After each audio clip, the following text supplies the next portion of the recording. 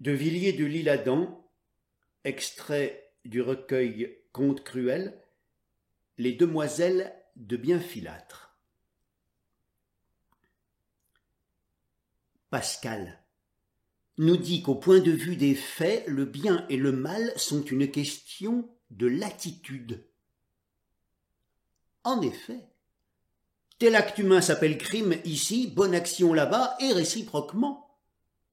Ainsi, en Europe, l'on chérit généralement ses vieux parents. En certaines tribus de l'Amérique, on leur persuade de monter sur un arbre, puis on secoue cet arbre.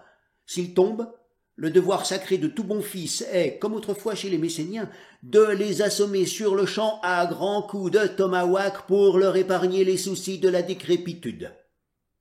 S'ils trouvent la force de se cramponner à quelques branches, c'est qu'alors ils sont encore bons à la chasse ou à la pêche, et alors on sursoit à leur immolation. Autre exemple. Chez les peuples du Nord, on aime à boire le vin, flot rayonnant, où dort le cher soleil. Notre religion nationale nous avertit même que le bon vin réjouit le cœur. Chez le mahométan voisin au sud, le fait est regardé comme un grave délit. À Sparte, le vol était pratiqué et honoré. C'était une institution hiératique, un complément indispensable à l'éducation de tout lacédémonien sérieux, de là sans doute les Grecs. En Laponie, le père de famille tient à honneur que sa fille soit l'objet de toutes les gracieusetés dont peut disposer le voyageur admis à son foyer. En Bessarabie aussi, au nord de la Perse, et chez les peuplades du Kaboul qui vivent dans de très anciens tombeaux, si, ayant reçu dans quelque sépulcre confortable un accueil hospitalier et cordial, vous n'êtes pas, au bout de 24 heures, du dernier mieux avec toute la progéniture de votre hôte, guèbre par-ci ou wahhabite, il y a lieu d'espérer qu'on vous arrachera tout bonnement la tête, supplice en vogue dans ces climats. Les actes sont donc indifférents en tant que physiques. La conscience de chacun les fait seuls bons ou mauvais. Le point mystérieux qui gît au fond de cet immense malentendu est cette nécessité native où se trouve l'homme de se créer des distinctions et des scrupules, de s'interdire telle action plutôt que telle autre, selon que le vent de son pays lui aura soufflé celle-ci ou celle-là. L'on dirait enfin que l'humanité tout entière a oublié et cherche à se rappeler à tâtons on ne sait quelle loi perdue. Il y a quelques années, florissait, orgueil de nos boulevards, certains vastes et lumineux cafés situés presque en face d'un de nos théâtres de genre dont le fronton rappelle celui d'un temple païen. Là se réunissait quotidiennement l'élite de ces jeunes gens qui se sont distingués depuis, soit par leur valeur artistique, soit par leur incapacité, soit par leur attitude dans les jours troubles que nous avons traversés. Parmi ces derniers, il en est même qui ont tenu les rênes du char de l'État. Comme on le voit, ça n'était pas de la petite bière que l'on trouvait dans ce café des 1001 nuits. Le bourgeois de Paris ne parlait de ce pandémonium qu'en baissant le ton. Souvent fois, le préfet de la ville y jetait négligemment, en manière de carte de visite, une touffe choisie, un bouquet inopiné de sergents de ville. Ceux-ci, de cet air distrait et souriant qui les distingue, y époussetaient alors en se jouant du bout de leur sortie de bal les têtes espiègles et mutines. C'était une attention qui, pour être délicate, n'en était pas moins sensible. Le lendemain, il n'y paraissait plus. Sur la terrasse, entre la rangée de fiacres et le vitrage, une pelouse de femmes, une floraison de chignons échappés du crayon de Guise, attifés de toilettes invraisemblables, se prélassaient sur les chaises auprès des guéridons de fer battus, peints en vert espérance. Sur ces guéridons étaient délivrés des breuvages. Les yeux tenaient de l'émerillon et de la volaille. Les unes conservaient sur leurs genoux un gros bouquet, les autres un petit chien, les autres rien. Vous eussiez dit qu'elles attendaient quelqu'un. Parmi ces jeunes femmes, Deux se faisaient remarquer par leur assiduité. Les habitués de la salle célèbre les nommaient tout court Olympe et Henriette. Celle-là venait dès le crépuscule, s'installait dans une anfractuosité bien éclairée, réclamait plutôt par contenance que par besoin réel un petit verre de Vespetro ou un Mazagran, puis surveillait le passant d'un œil méticuleux. Et c'étaient les demoiselles de Bienfilâtre. Leurs parents, gens intègres élevés à l'école du malheur, n'avaient pas eu le moyen de leur faire goûter les joies d'un apprentissage, le métier de ce couple austère consistant principalement à se suspendre à chaque instant avec des attitudes désespérées à cette longue torsade qui correspond à la serrure d'une porte cochère. Dur métier. Et pour recueillir, à peine et clairsemer quelques deniers à Dieu, jamais un terne n'était sorti pour eux à la loterie. Aussi Bienfilâtre maugréait-il en se faisant le matin son petit caramel. Olympe et Henriette, en pieuses filles, comprirent de bonne heure qu'il fallait intervenir. Sœurs de joie depuis leur plus tendre enfance, elles consacrèrent le prix de leur veille et de leur sueur à entretenir une aisance modeste, il est vrai, mais honorable, dans la loge. « Dieu bénit nos efforts, disait-elle parfois, car on leur avait inculqué de bons principes et tôt ou tard, une première éducation basée sur des principes solides porte ses fruits. » Lorsqu'on s'inquiétait de savoir si leur labeur excessif, quelquefois, n'altérait pas leur santé, elle répondait évasivement, avec cet air doux et embarrassé de la modestie, et en baissant les yeux, « Il y a des grâces d'État. » Les demoiselles de Bienfilâtre étaient, comme on dit, de ces ouvrières qui vont en journée la nuit. Elles accomplissaient aussi dignement que possible, vu certains préjugés du monde, une tâche ingrate, souvent pénible. Elles n'étaient pas de ces désœuvrés qui proscrivent comme déshonorant le saint calus du travail et n'en rougissaient point.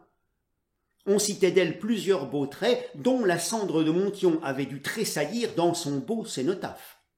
Un soir, entre autres, elles avaient rivalisé d'émulation et s'étaient surpassées elles-mêmes pour solder la sépulture d'un vieux oncle, lequel ne leur avait cependant légué que le souvenir de taloches variées dont la distribution avait eu lieu naguère au jour de leur enfance. Aussi était-elle vue d'un bon œil par tous les habitués de la salle estimable, parmi lesquels se trouvaient des gens qui ne transigeaient pas. Un signe amical, un bonsoir de la main répondait toujours à leurs regards et à leurs sourires. Jamais personne ne leur avait adressé un reproche ni une plainte. Chacun reconnaissait que leur commerce était doux, affable. Bref, elles ne devaient rien à personne, faisaient honneur à tous leurs engagements et pouvaient par conséquent porter haut la tête. Exemplaires, elles mettaient de côté pour l'imprévu, pour quand les temps seraient durs, pour se retirer honorablement des affaires un jour. Rangées, elles fermaient le dimanche. En filles sages, elles ne prêtaient point l'oreille aux propos des jeunes muguets qui ne sont bons qu'à détourner les jeunes filles de la voie rigide du devoir et du travail. Elles pensaient qu'aujourd'hui la lune seule est gratuite en amour. Leur devise était célérité, sécurité, discrétion, et sur leur carte de visite elles ajoutaient spécialité. Un jour, la plus jeune, Olympe, tourna mal. Jusqu'alors irréprochable, cette malheureuse enfant écouta les tentations auxquelles l'exposait plus que d'autres, qui la blâmeront trop vite peut-être, le milieu où son état la contraignait de vivre. Bref, elle fit une faute. Elle aima. Ce fut sa première faute, mais qui donc a sondé l'abîme où peut nous entraîner une première faute? Un jeune étudiant candide, beau, doué d'une âme d'artiste et passionné, mais pauvre comme Job, un nommé Maxime, dont nous taisons le nom de famille, lui conta des douceurs et la mit à mal.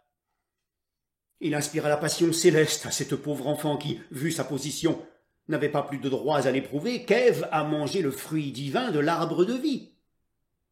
De ce jour, Tous ses devoirs furent oubliés, tout alla sans ordre et à la débandade, lorsqu'une fillette à l'amour en tête va te faire l'enlaire. Et sa sœur, hélas, cette noble Henriette qui maintenant pliait, comme on dit, sous le fardeau. Parfois elle se prenait la tête dans les mains, doutant de tout, de la famille, des principes, de la société même. « Ce sont des mots !» criait-elle. Un jour, elle avait rencontré Olympe, vêtue d'une petite robe noire, en cheveux et une petite jatte de fer blanc à la main. Henriette, en passant sans faire semblant de la reconnaître, lui avait dit très bas « Ma sœur, votre conduite est inqualifiable, respectez au moins les apparences. » Peut-être par ces paroles espérait-elle un retour vers le bien. Tout fut inutile. Henriette sentit qu'Olympe était perdue, elle rougit et passa. Le fait est qu'on avait jasé dans la salle honorable. Le soir, lorsqu'Henriette arrivait seule, ça n'était plus le même accueil. Il y a des solidarités. Elle s'apercevait de certaines nuances humiliantes. On lui marquait plus de froideur depuis la nouvelle de la malversation d'Olympe. Fière, elle souriait comme le jeune Spartiate dont un renard déchirait la poitrine, mais en ce cœur sensible et droit, tous ses coups portaient. Pour la vraie délicatesse, un rien fait plus de mal souvent que l'outrage grossier, et, sur ce point, Henriette était d'une sensibilité de sensitive. Comme elle dut souffrir. Et le soir, donc, au souper de famille, le père et la mère, baissant la tête, mangeaient en silence. On ne parlait point de l'absente. Au dessert, au moment de la liqueur, Henriette et sa mère, après s'être jeté un regard à la dérobée et avoir essuyé une larme respective, avaient un muet serrement de main sous la table, et le vieux portier désaccordé tirait alors le cordon, sans motif, pour dissimuler quelques pleurs. Parfois, brusque et en détournant la tête, il portait la main à sa boutonnière comme pour en arracher de vagues décorations. Un soir même, le Suisse tenta de recouvrer sa fille. Morne, il prit sur lui de gravir les quelques étages du jeune homme. Là, je désirerais ma pauvre enfant, sanglota-t-il. Monsieur, répondit Maxime, je l'aime et vous prie de m'accorder sa main. Misérable, s'était exclamé Bienfilâtre en s'enfuyant, révolté de ce cynisme. Henriette avait épuisé le calice. Il fallait une dernière tentative. Elle se résigna donc à risquer tout, même le scandale. Un soir, elle apprit que la déplorable Olympe devait venir au café régler une ancienne petite dette. Elle prévint sa famille, et l'on se dirigea vers le café lumineux. Pareil à la Mallonia déshonorée par Tibère et se présentant devant le Sénat romain pour accuser son violateur avant de se poignarder en son désespoir, Henriette entra dans la salle des austères. Le père et la mère, par dignité, restèrent à la porte. On prenait le café. À la vue d'Henriette, les physionomies s'aggravèrent d'une certaine sévérité, mais comme on s'aperçut qu'elle voulait parler, les longues plaquettes des journaux s'abaissèrent sur les tables de marbre, et il se fit un religieux silence. Il s'agissait de juger. On distinguait dans un coin honteuse et se faisant presque invisible Olympe et sa petite robe noire à une petite table isolée. Henriette parla. Pendant son discours, on entrevoyait à travers le vitrage les bienfilâtres inquiets qui regardaient sans entendre. À la fin, le père n'y put tenir. Il entrebâilla la porte et, penché, l'oreille au guet, la main sur le bouton de la serrure, il écoutait. Et des lambeaux de phrases lui arrivaient lorsqu'Henriette élevait un peu la voix. L'on se devait à ses semblables. Une telle conduite, c'était se mettre à dos tous les gens sérieux. Un galopin qui ne lui donne pas un radis, un vaurien, l'ostracisme qui pesait sur elle. Dégager sa responsabilité, Une fille qui a jeté son bonnet par-dessus les moulins, qui bâille aux grues, qui, naguère encore, tenait le haut du pavé. Elle espérait que la voix de ces messieurs, plus autorisés que la sienne, que les conseils de leur vieille expérience éclairée, ramèneraient à des idées plus saines et plus pratiques. On n'est pas sur la terre pour s'amuser. Elle les suppliait de s'entremettre. Elle avait fait appel à des souvenirs d'enfance, à la voix du sang, tout avait été vain, rien ne vibrait plus en elle, une fille perdue.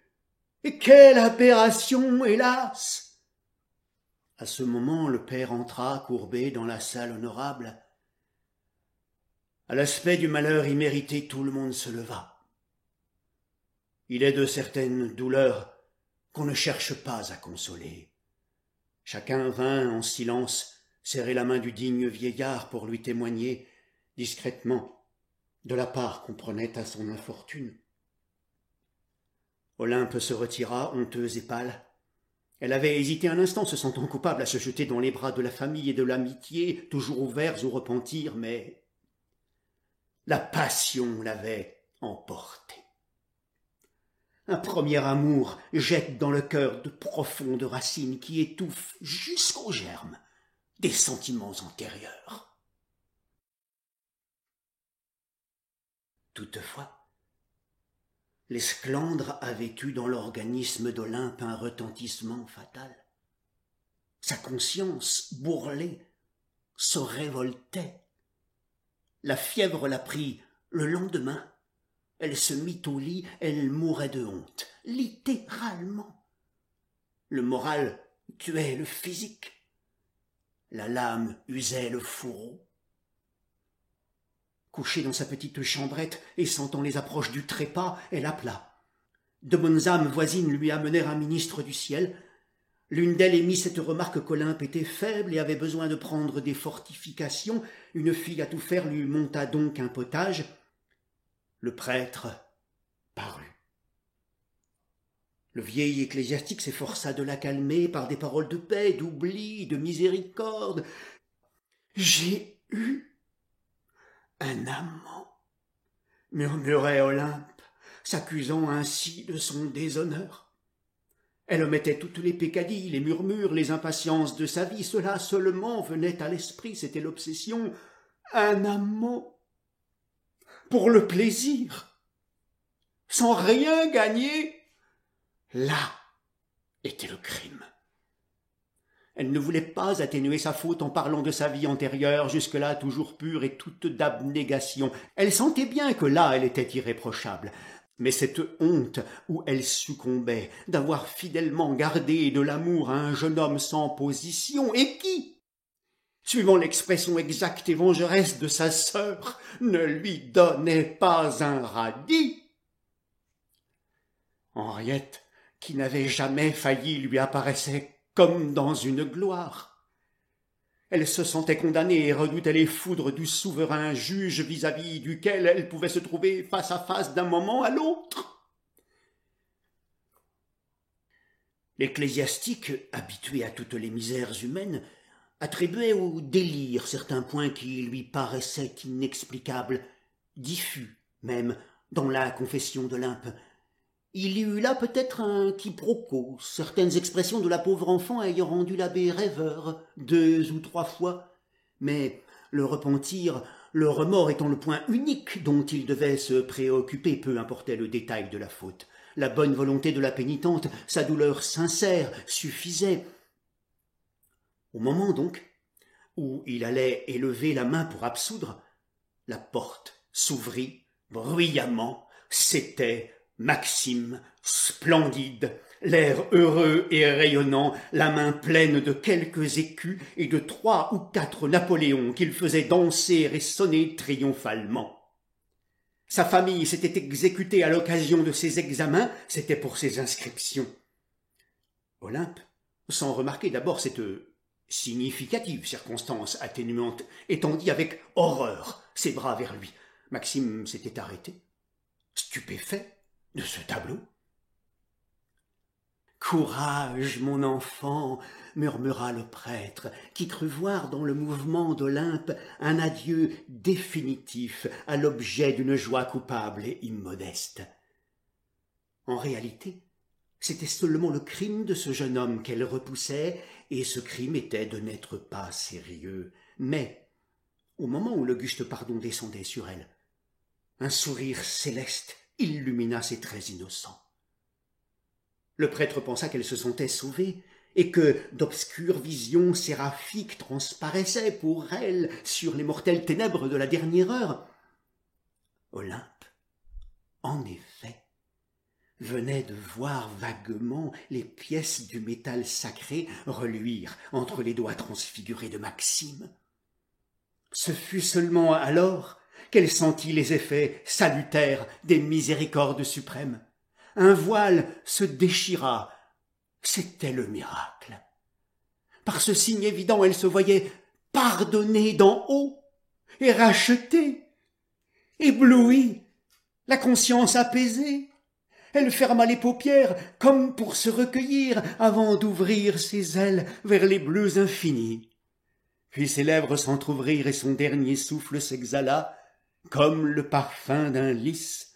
En murmurant ces paroles d'espérance, il a éclairé